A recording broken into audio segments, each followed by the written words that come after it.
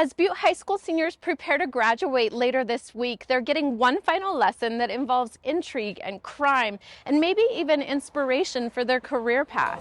Congratulations. So we get a sting set up, and here's what it looked like at the moment that they arrested him. You know, it's everything. You know, it's drugs and money and sex and prison. And the high school kids, especially like the seniors, are like, well, how did he do that? Kathy Tutty is a local attorney. Before she returned to Montana to start her practice, she worked as a special assistant to the U.S. attorney in the 90s.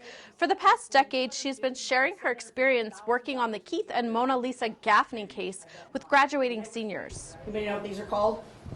Shapes. I like to think that it's inspirational. You know, I mean, I went from being a kid who lived on the block here to prosecuting a crime in the Eastern District of Virginia. Kathy says during that time, her office was prosecuting the spy, Aldrich Ames, and a fertility doctor who was impregnating his patients.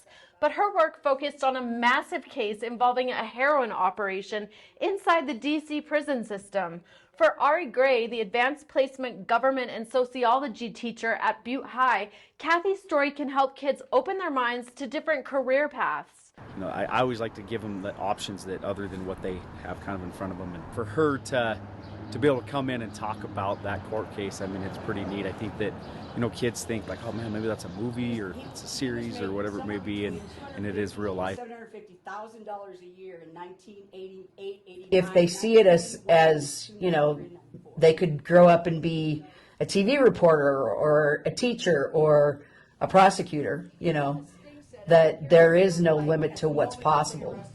So there's your undercover officer. He's got his suitable marijuana leaf baseball cap, right? Because he's an undercover drug dealer. There's